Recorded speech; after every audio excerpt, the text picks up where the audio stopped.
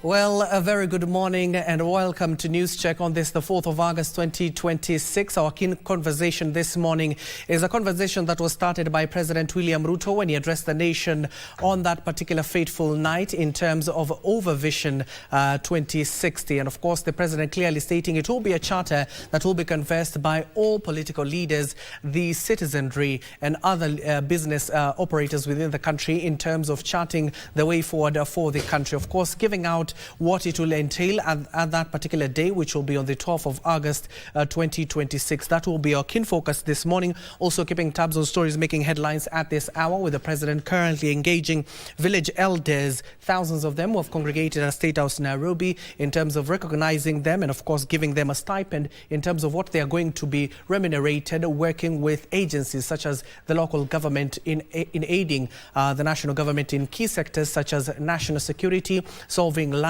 dispute and other key issues they'll be tackling at the end of the day. Also on the corridors of the Augusta House, we'll be following on some stories making headlines at this hour. As and when we get those links, we'll be presenting them to you.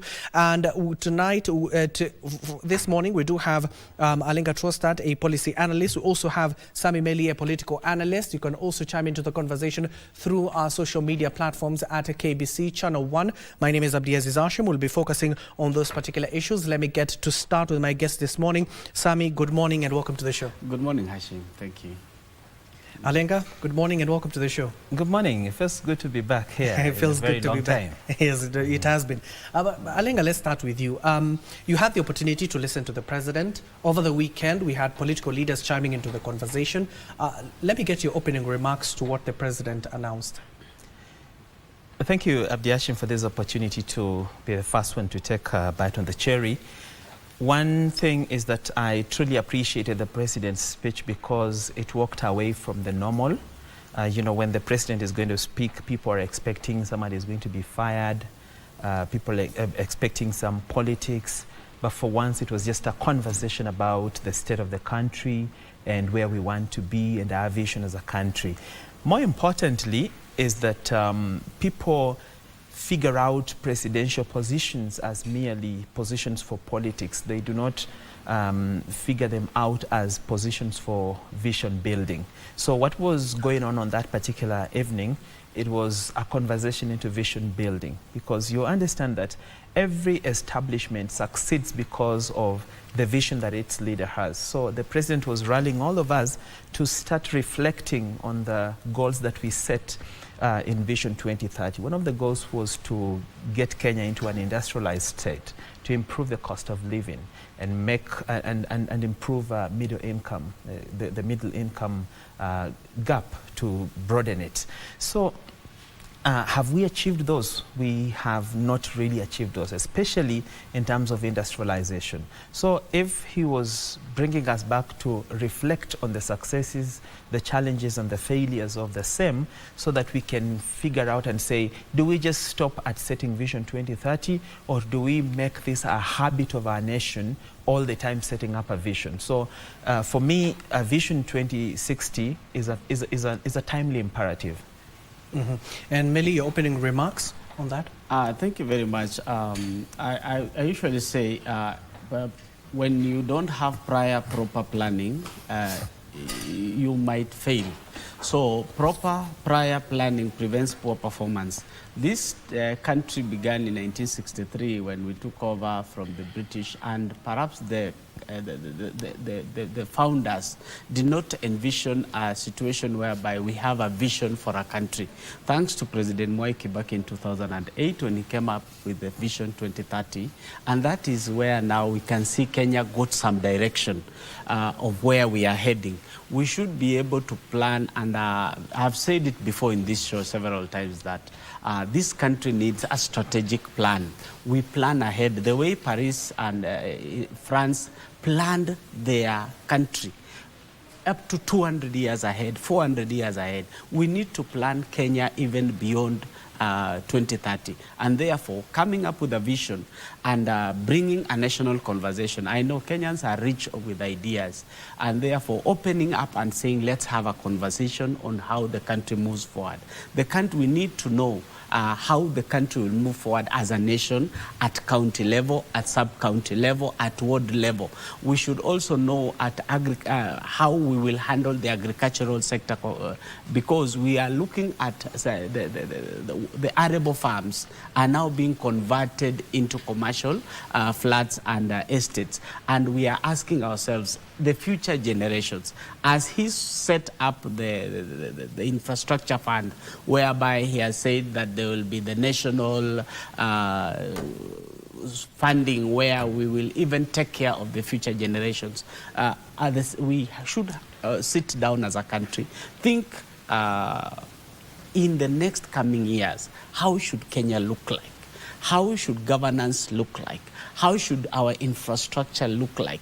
When we talk about infrastructure, we are talking about the internet. How can it reach every village? How does the sewer system work? Because we have realized our population is growing day in, day out.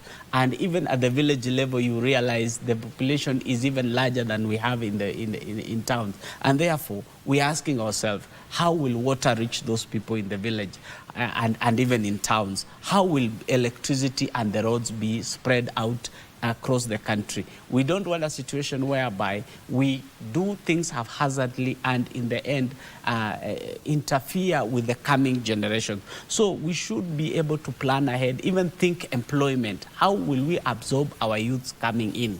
Other than waiting, because it has built up from the 80s. We came, we were told they work hard in school, you'll get a good job. You'll get a good job. Now there are no jobs. What do we do as a country? How do we attract investors in the coming future?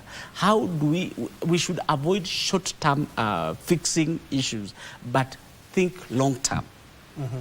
Yes. And Alenka, going back to that conversation, it started in 2008. We're in 2026, barely 4 years to go until 2030 is concluded. But in terms of that particular vision, what would you say are some of the hits and misses of Vision 2030? I think more profoundly is that we need to understand, what was this Vision 2030 anchored on? One of the things that it anchored on was the political underpinning. And the framers of this Vision 2030 called for a democratic process that is issue-based, people-centered, and also result-oriented. And also it advocated for a strong political party system and the rule of law, governance, and constitutionalism, because they realize that all these things that we talk about can never be achieved until there is political goodwill. So from 2008 to the present day, have we stepped into that realm where we can say our politics is becoming issue-based, is becoming people-centered, and is becoming result-oriented? For once, we had, let's say, in the last election of 2022, we had the ruling party UDA, which won the election at the time. So when you look at the components of UDA as they were going into that election, what was their type of campaign? What was their kind of manifesto? Which things did it talk about? And you realize that the people who drew the manifesto of UDA may have largely borrowed from Vision 2030. Because one of the things that, when you look at the economic pillar for the Vision 2030, one of the issues that the writers of that Vision 2030 envisaged to resolve was the issue of fertilizer cost reduction strategies. And I think we can all agree in the last few years of the UD administration, they've been able to work on this particular component. Another issue in the economic pillar was the ASAL development, and which means a lot of irrigation processes or activities in the ASAL region, in the places where we did not formally anticipate agricultural activities would take place. So we see the Galana Kulalu has been revived during the tenure of the UDA government, and they're trying to ensure that there's productivity coming from such regions. So if you look at those particular things, and especially the political anchorage of the Vision 2030, you realize we've made some good progress. But then the biggest impediment to Vision 2030 has been the nature of our politics, or the way our politicians behave. The framework to behave properly, the framework to have proper systems that look at the common mwananchi are there, but now the individual characteristics or traits of our leaders have not really fitted properly into the Vision 2030, so that we have steering heads that understand where the country is going to. They walk away from individual pursuits to now national pursuits. And that conversation last week by the president was at least tuning us back into politics of the country rather than individual anticipations or individual dreams and aspirations. Sammy, pick it up from where Lenga has left it. In terms of some of the key outcomes that 2030 was expected to achieve was to ensure that the country becomes an upper middle income state, has reached that particular status. But the president clearly stated that we are far from that particular stature.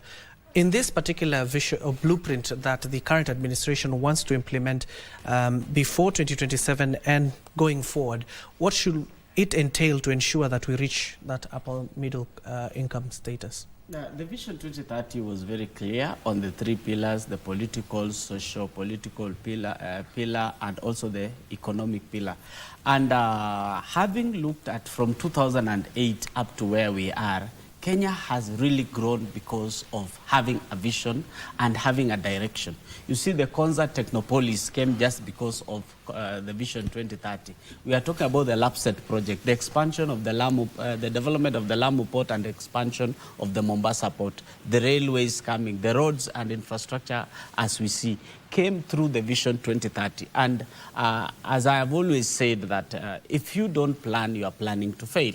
So if we want to move forward as a country, we should look at the blueprints of our visions. For example, it wasn't ideal to wait until 2030 to plan forward. I think this conversation is going to take some time. It's not just a one-year conversation. It's not just a one-day conversation. It's going to take time. We build another vision saying, this is where we have failed. We have not even understood our own socio-political rights that we have been given. We cannot differentiate between incitement and the freedom of speech. And as a country, we need to move together as a one unit, because a divided house cannot stand. So as we move towards the new vision for the country, we should be thinking about what pillars are we going to make? Are we going to maintain the three pillars? Are we going to expand it a little bit? Where are we going to involve the youth?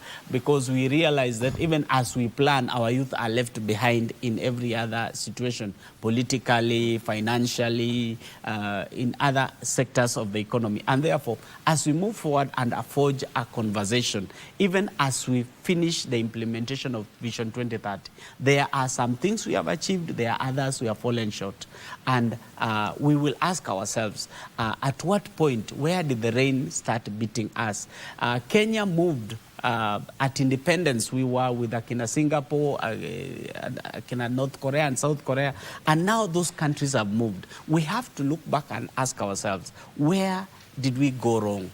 Where did we find it wrong? And therefore, we have to readjust and catch up with them. Since we are playing catch up, we cannot say that having been ranked as position 6 in Africa, we are better off. No, we should be ranked position 1, because looking at Kenya and looking at the freedoms that we are having, our political space, no other African countries matches us. And therefore, what should we put in place to make sure that we are the Dubai of Africa? We become the Singapore of Africa. We become even the Las Vegas can come here in Nairobi, and we have such developments going on in our country. Look at the ASAL regions. The ASAL regions had been left behind for many years. Now they are being brought on board, as my brother has said, through irrigation, through extension services to those to the pastoralism, providing education, and now before we used to have mobile schools that will follow the pastoralist. Now we have permanent structures coming up.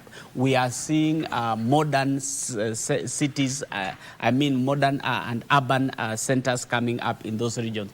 And therefore, as a country, we should move together. And that is why I sometimes say, when you leave your brother behind and thinking that you are developing and therefore you're minding your own business, one day that brother will become a problem to you. And now, when we move, we now have what we call equalization fund, where every county get that equalization fund, every constituency get equalization fund, especially those constituencies or counties that were left behind as the rest progressed. And as we see, even learned people, even you, Hashim, perhaps you come from those regions. And because of that equalization, you are now able to sit at the national table, at the national, and have a national conversation. And therefore, as we spearhead the new vision and coming up, it mustn't be Vision 2060. We can even make it 2040 or 2050 to make sure that we are also aligned to the Africa's vision of 2063. The heads of states in Africa sat down and they came up through the African Union Commission with Vision 2063 for Africa. So as Africa achieves Vision 2063, where will Kenya be? Whereas also the other parts of the world are moving, where will Kenya be at that time? And as the president has always put in his speech that the future is in Africa. If you look at other countries out there, they no longer have space for expansion. They no longer have new ideas to implement where already the old ideas are. So the easier place to come and implement them is in Africa. And therefore, as an African, as a Kenyan, how do we position ourselves such that any goodies coming from those countries, any what do you call them,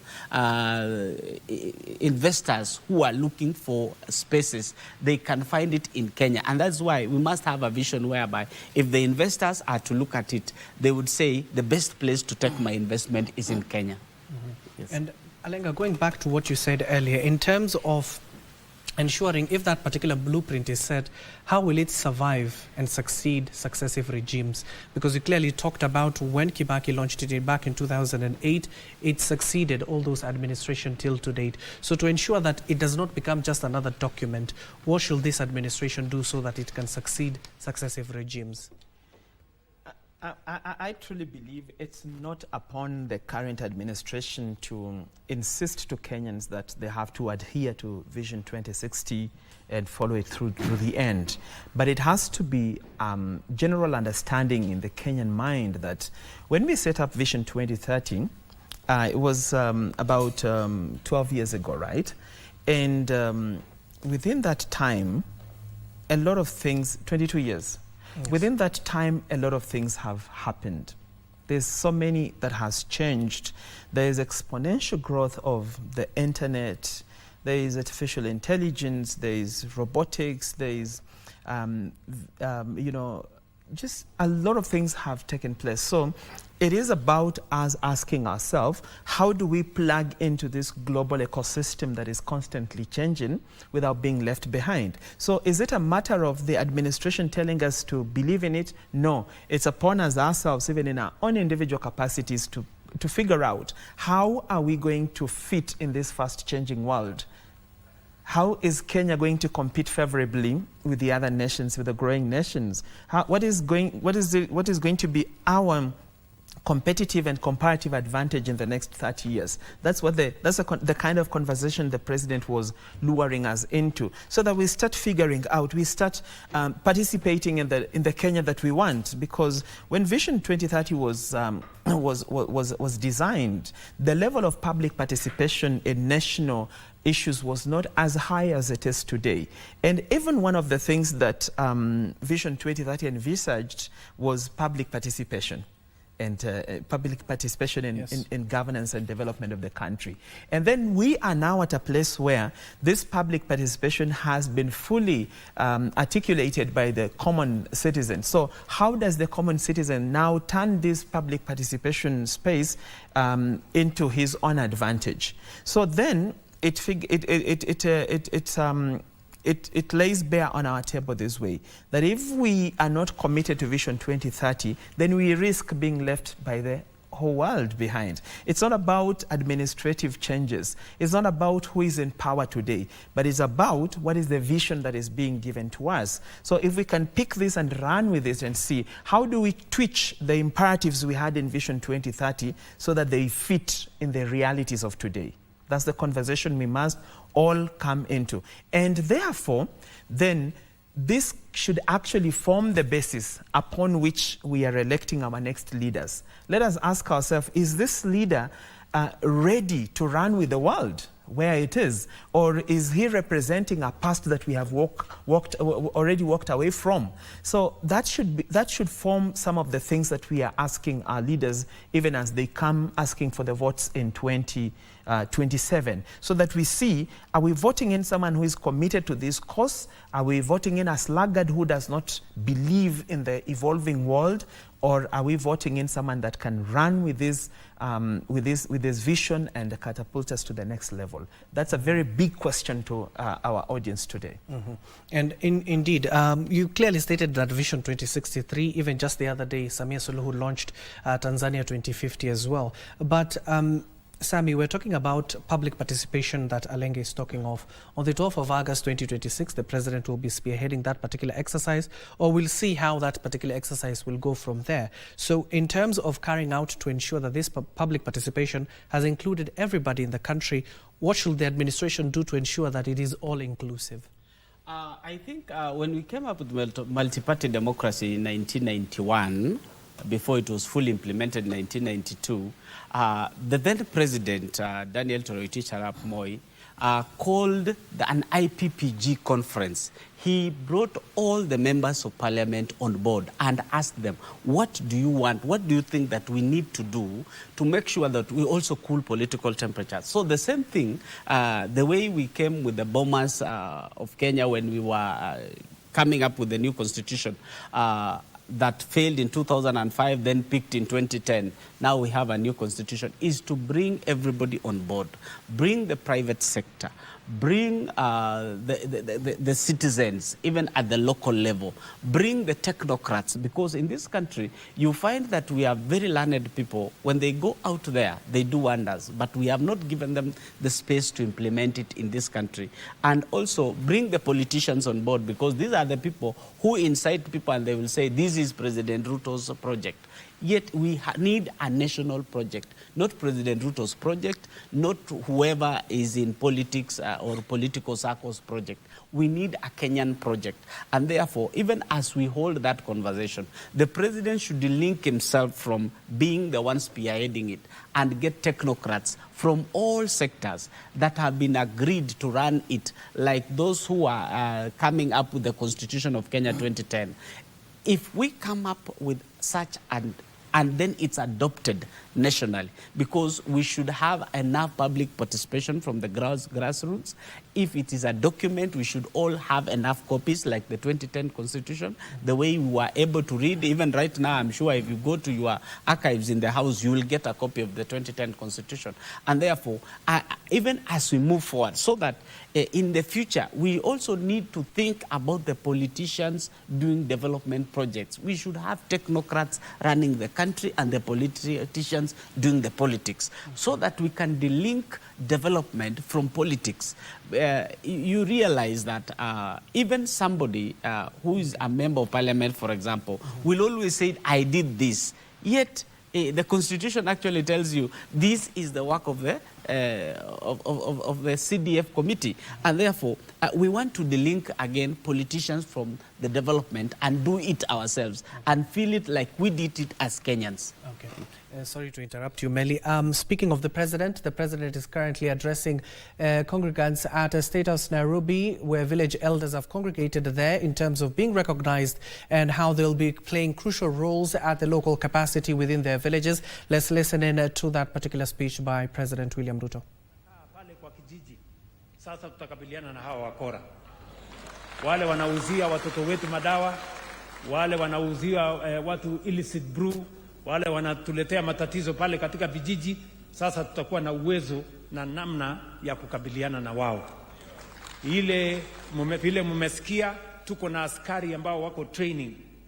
Tunamalizia training yao in the next 1 or 2 months. Tukimaliza wale askari 10,000 tukigraduate, sasa tutakuja kuhakikisha kwamba tumeweka kila kijiji wawe na hiyo administration police unit, ndio tusaidiane na machifu wetu na tusaidiane na ma-assistant chief na wale members wengine kuanzia county commissioner, deputy county commissioner, assistant county commissioners, machiefs wetu pamoja na assistant chiefs, tuwaunganishe wote katika hiyo msururu ya kuhakikisha ya kwamba Kenya inasonga mbele. Kwa hivyo, bila ya kusita, nataka sasa niwaambie hivi. Mimi nimependekeza ya kwamba tuwe na mjadala kama wananchi wa Kenya. Mjadala kuhusu mambo ya uchumi na mambo ya maendeleo. Na hiyo mjadala ianze pale kijijini. Tunataka tukubaliane. Kwa sababu, sikizeni ndugu zangu, Kenya yetu hii ni nchi ambayo iko na uwezo mkubwa sana. Kenya yetu hii, vile tulipigana tukamuondoa mbeberu, tukajitawala, leo tunataka tutawale uchumi yetu na maendeleo yetu. Tusitawale tu siasa. Sijui kama tunaelewana. Nataka mnisikize kwa makini. Na nasema nikiwaeleza Wakenya wengine, sio ya demokrasia peke yake, iwe ni nchi ya demokrasia tajiri na yenye uko na maendeleo. Ni mnanielewa? Kuna watu wananiambia hatuna haja ya kuzungumza kuhusu uchumi na maendeleo ya taifa letu. Ati inatosha tuongee tu mambo ya siasa. Mimi nataka niwaulize nyinyi wazee wa mitaa. Yaani nasema ya kwamba tuongee tu kwa hii Kenya, tuendelee tu kuongea siasa milele? Kuna watu wananiambia hapana, wewe hakuna haja ya kuongea mambo ya maendeleo, hakuna haja ya kuongea mambo ya uchumi. Mimi nawatangazia, nyinyi mnasema tuongelee siasa ama maendeleo? Mnasema tuendelee na kuongea siasa ama uchumi? Sikizeni. And I want to tell, nataka niwaeleze Wakenya wenzangu.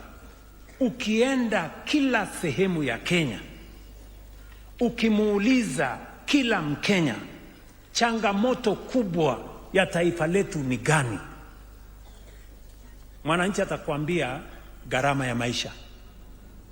Cost of living is the single biggest challenge we have as a nation.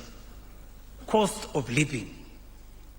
And cost of living is informed by cost of education, cost of health, cost of transport, cost of our children going to school, That is what ultimately becomes cost of living. Na uchumi ndio itatuwezesha kutatua gharama ya maisha. Ni kweli ama si kweli? Tukipunguza gharama ya chakula, cost of living inakuja chini. Tukipunguza gharama ya matibabu, cost of living inakuja chini. Tukipunguza gharama ya transport, cost of living inakuja chini. Cost ya rent inakuja chini. Cost ya transport inakuja chini. So unless and until we have a conversation about our economy and our development, we will not solve the question of cost of living. We cannot solve the question of cost of living using politics. Ati tufanye rally ndio cost of living ikuje chini. Inawezekana? So mimi nasema hivi, I am asking the nation of Kenya, we must solve the challenge of cost of living. And the way to solve the cost of living is having a plan on how to create jobs so that more people can have income. How to transform agriculture so that we can reduce the cost of food and more people can have money in their pockets. Is how we can reduce the cost of healthcare so that more people spend less money on paying for medication. How we can make sure we have a working education system that reduces the cost of citizens deploying their money for the education of their children. We will solve the cost of living by making sure we attend to the economy and to development, and that is the reason why I am calling on the people of Kenya for us to have a conversation about the future of our country, the future economic development of our country, the future development of our nation. Sisi tukutane, tukubaliane, kwa sababu kuna wengi wanapinga maendeleo. Mimi nataka niwaulize, nyinyi mnaopinga maendeleo, nyinyi mnaopinga housing, nyinyi mnaopinga SHA, nyinyi mnaopinga ile model tuko naye ya kusomesha watoto wetu, mpango wenu ni gani?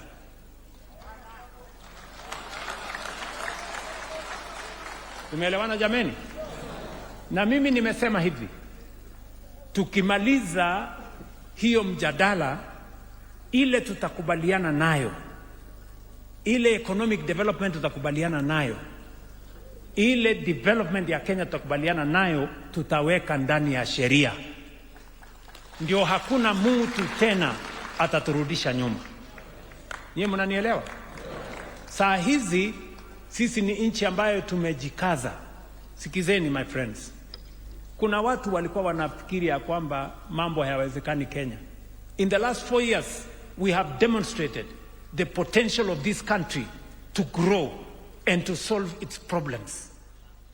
Miaka 4 iliyopita, wakati tulisema mambo ya housing, watu wengi walisema hii housing imezungumziwa miaka 30 haiwezekani. Leo katika taifa letu la Kenya, nyinyi ni wazee wa vijiji. Hakuna sehemu ya Kenya uwezi kuona alama ya housing. Kila mji tuko na program ya housing. Kila sehemu tuko na market. Watoto wetu tunawajengea hostels in every part of the Republic of Kenya. It demonstrates to you the potential of Kenya, kwamba inawezekana. Tulisema ya kwamba tutabadilisha kilimo. Leo kilimo imebadilika.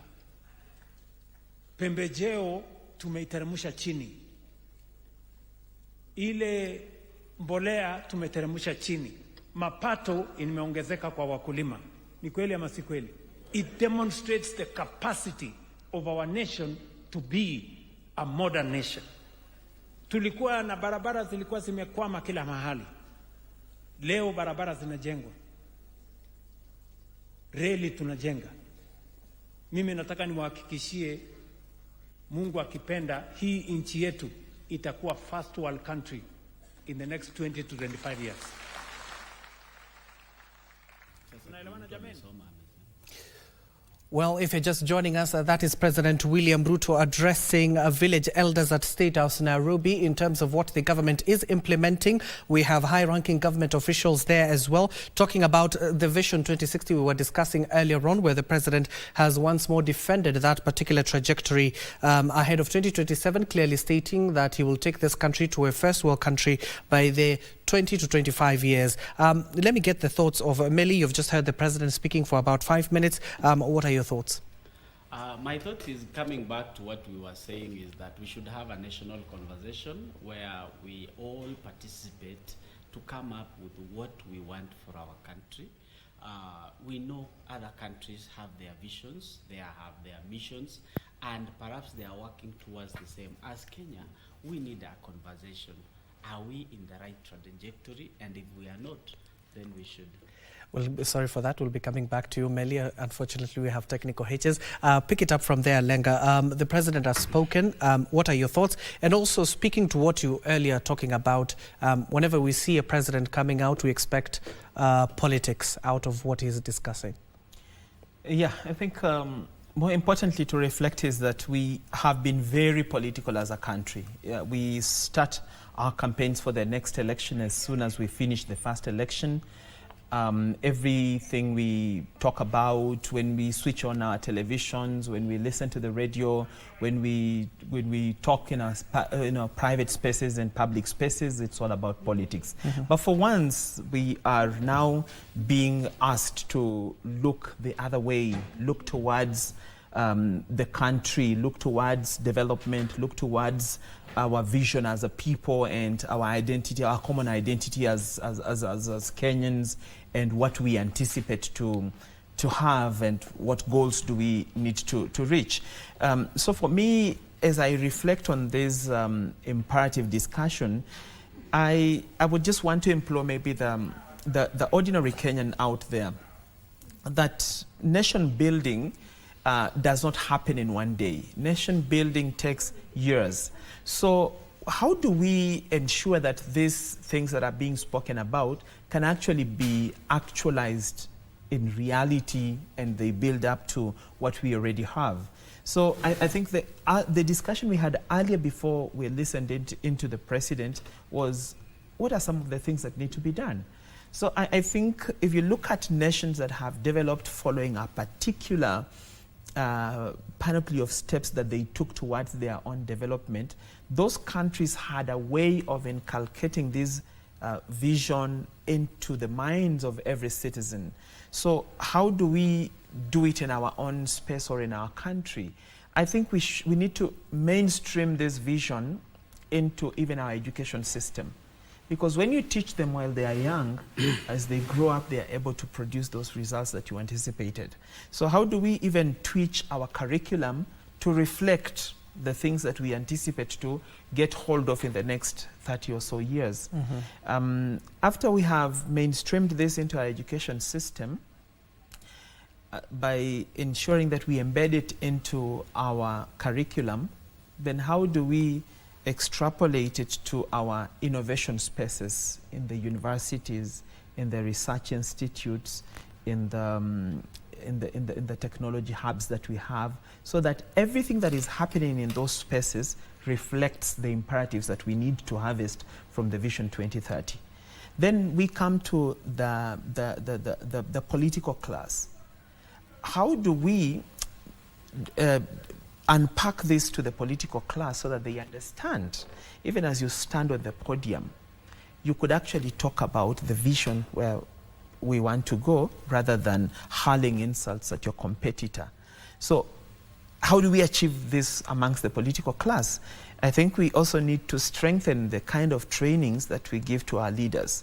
We see when you get employed into government, and you're in senior positions, they will take you for training at the Kenya School of Government. Yes. But do we do that for our politicians?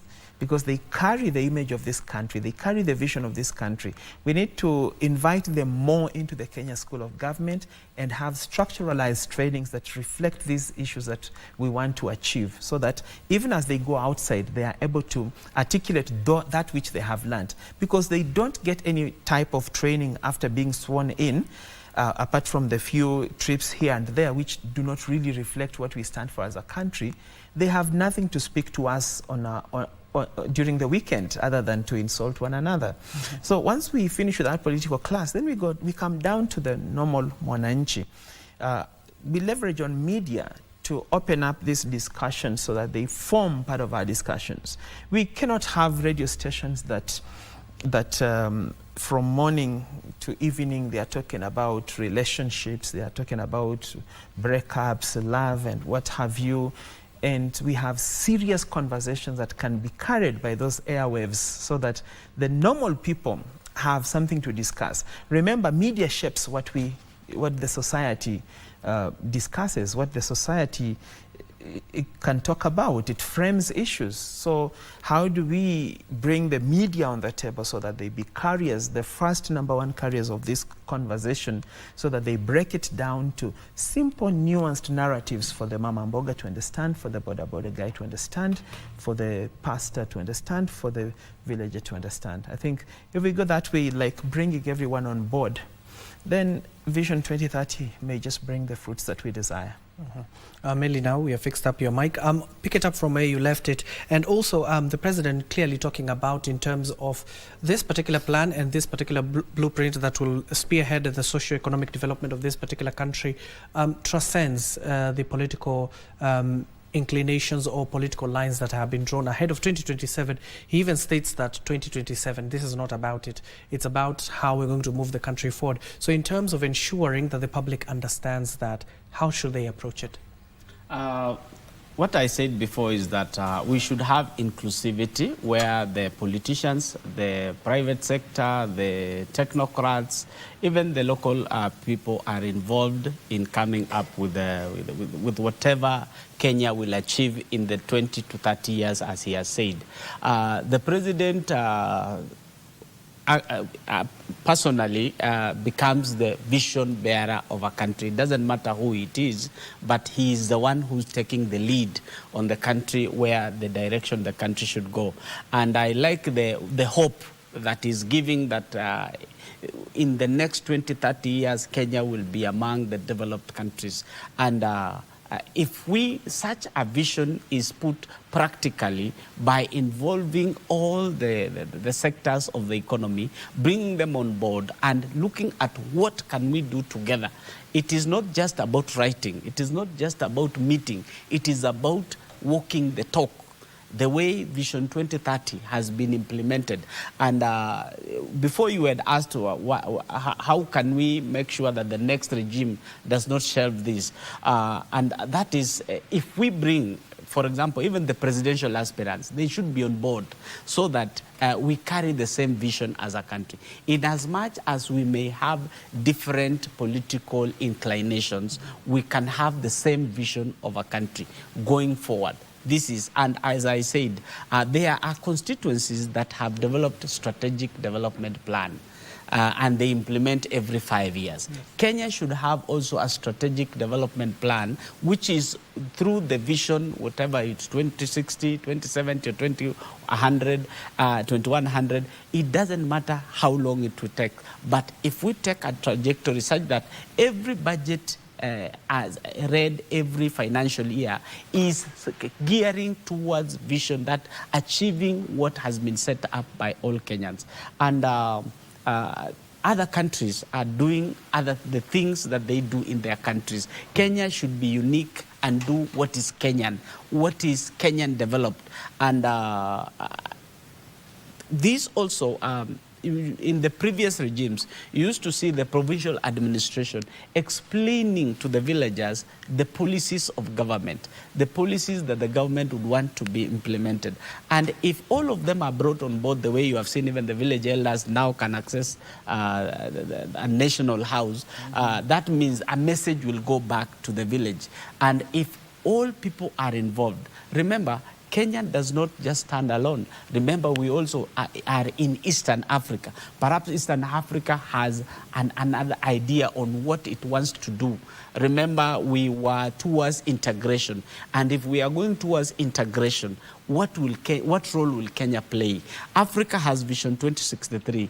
What is Kenya going to play? And remember again, as we think of integration and cooperation, we should know that we are competing with other African countries for investors, for tourists, for business opportunities. And therefore, as Kenya, if we were to make investor-friendly environment whereby, according to the vision that we have, we implement and we walk the talk, we will end up being a developed country. So most leaders perhaps will take it as a political statement, and it is usually very difficult to delink the presidential statement from a political statement because he is a politician. But as we have the national conversation from the president as from 12th, then we can have one talk whereby we say this is what we have agreed on the way going forward. And then when we go into elections, we will ask ourselves, who can best implement this rather than who is more rhetorical or who is more sarcastic. Because at the end of the day, we end up having a huge following for people who have so much talk, and you end up knowing that they say that great talkers are great liars. Whoever talks too much can end up lying to you. And if we have a strategic plan, even if we have this great talker, at the end of the day, we give him a strategic plan and a vision, and we tell him, now we have given you the mantle of leading this country. We have given you the mantle of leading this county. We have given you the mantle of leading this ward. This is the vision we want you to carry.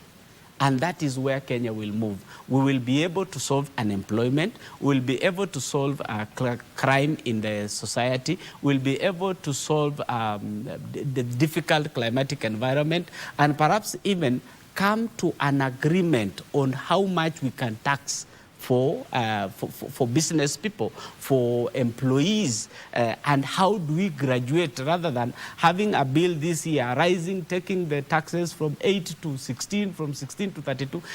It should be structured such that even Kenyans know that by the time we are in 2040, our taxes will be at this much. By the time we are in 2050, this is the development we are expecting.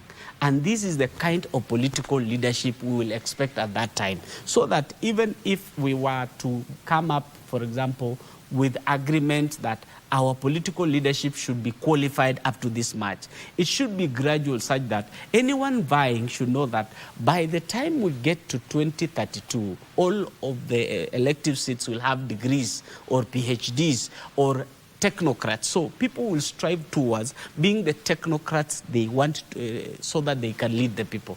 Otherwise, if a country just knee-jerk reactions to development, this one says today we want the road, they are told tomorrow the contractor will be on the site. Is it in the plan? Is it in the budget? That is what we should be asking. Is this what we agreed on? We have, even if you go to the US, there are all-weather roads and there are Maram roads that they are not even planning to tarmac. So, because in the vision of the United States of America, rural roads should always remain in a certain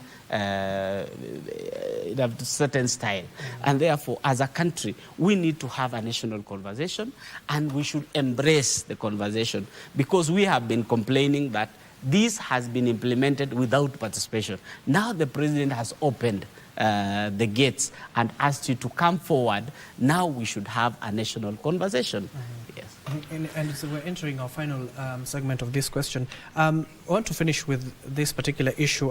The president has been, Alenga, talking about how to link the blueprint they're suggesting or they're bringing forth as a proposal to the current constitution. 2030 came before even we had the 2010 constitution. So is this a constitutional moment? Remember earlier on in the conversation, I noted that by the time we were designing Vision 2030, there were so many things that are there today that were not there at the time.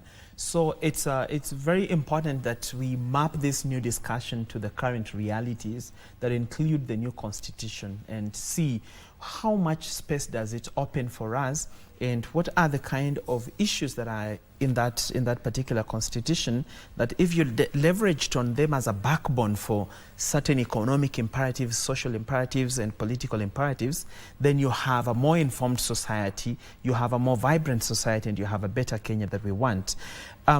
Interestingly, a lot of the things that were captured in the Vision 2030 are most of the things that are in the new constitution, especially like the Bill of Rights, the issue of equality and equity. And I think the president has been forefront in trying to debunk the myth of privilege in this country, where there was certain people that could only enter into certain spaces. There are certain people that could only occupy certain spaces. Can you imagine, like, since independence, this is the first time we are now having a finance minister from a different region of the country. And we had consistently given this position to a certain region in the country, and that builds a lot of political entitlement, economic entitlement, and social entitlement, which are a few of that form a bigger chunk of the challenges that we are fighting as Kenya. Today, the president can open the gates of State House to almost everyone.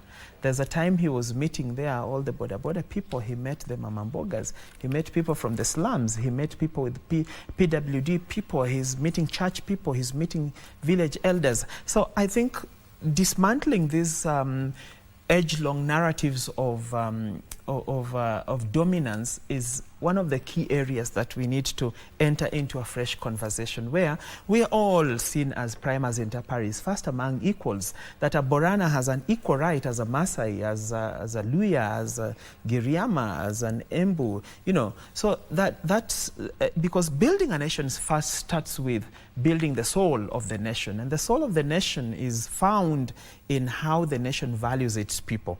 So if we start by valuing our people more, respecting the sanctity of life, and that's why I like the idea of the recent idea where the president formed a commission to compensate all the people that had lost their lives, property, and gotten injuries through political turmoil across the country all the way from 2007. So those are some of the hard things that we will need to revisit so that we heal the soul of the nation and prepare ourselves to jump into the next arena. We are entering into a very competitive age, a very competitive space, a space that you cannot afford to enter there with tribalism, a space that you cannot afford to enter with hate for one another, a space that you cannot afford to enter with segregation amongst yourselves. We're entering into a space that requires increased human capital, increased innovation, increased science, adoption of science and technology, and that knows no tribe. So I think it's a good moment for the country, and I am very happy that it's happening in my age and time, so that we all see how we can contribute to this new Kenya in the small ways that we can. So that, like my brother Meli said, we don't look at the presidency. We don't look at who is in government at the time. We don't look at which politician is saying the most, but we all ask ourselves as Kenyans, where do we want to be? How do we bridge that gap of middle-income earners? How do we broaden that space so that we have more middle-income earners, so that more people are contributing to our taxes, so that we have a lot of things happening from within our budget other than borrowing? That's where the conversation about the sovereign fund also comes in.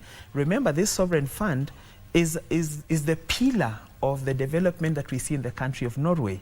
And today, Norway can never borrow from anyone because they went through a perilous moment of setting up a sovereign fund. So us too, we are trying to go that direction. But what we need to understand as Kenyans is that some of these decisions are going to be tough. Some of these decisions are going to be punitive. Some of these decisions are not going to be easy.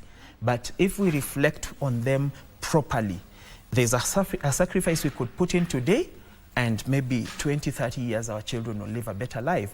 But now it leaves a call to the political class. To whom much is given, much is required. Yes.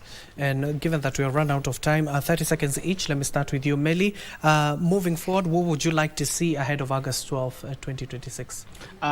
Moving forward, I would want to see a country united, a country that is forging forward. Remember, when the people were speaking one language, they built the Tower of Babel. But when they divided into several languages, then there was no more progress. And therefore, even as we move on, even 2027, you are to ask yourself, as a Kenyan, would you trust the person you are saying right now to run your bank, assuming this Kenya was a bank? Will you trust that person to run your bank and put your investment in? Because we are looking at a country that is being divided in political and ethical grounds. We should just support political parties based on their ideas and their visions. Otherwise, we cannot forget, we cannot forge forward without remembering our history. We have come from a painful history of 2007. Let us not take ourselves back to 2007. Thank you. I think when the president opened this discussion last week that we're going to have a discussion about Vision 2060, it received a lot of mixed reactions. There were those who were for it, and there are many who were also against it, and there are those who even trashed the idea. So on August 12th, 2026, as the president kicks off this discussion formally, I would like the president to stay on it and be committed to this cause. He should not shudder and listen to the naysayers. At times, it takes one man to stand and fix the whole mess. So if he's going to stand on the 12th and say, I am leading this conversation, I am taking responsibility for this Vision 2060, that if anything goes wrong, it will be me. And if everything goes right, it will be me. Okay. Let him take position and not be intimidated by any negative sentiments. They will always be there. But if the president communicates properly to every Kenyan his intention, I am sure the whole country will understand, and we will all go in the same direction. Okay, thank you, gentlemen. That is Alenga Trostat, a policy analyst. I'm Meli, a political analyst. Gentlemen, always a pleasure having you. Thank you for making time for us. And that concludes our conversation, but the conversation continues. Vision 2060, that is what the administration is proposing. And on the August 12, 2026, this national conversation will be kick-started by none other than President William Ruto. Ahead of that particular feat, we'll be bringing you stories in pertaining to Vision 2060. But for now, that concludes our news checker this morning. I want to pave way for my colleague, that is Kasichana Masha, who is up next with Kurunzi Mashinani. My name is Abdiaziz. The sign language interpreter at the bottom end of the screen is Caroline Njoroge. Good morning for now.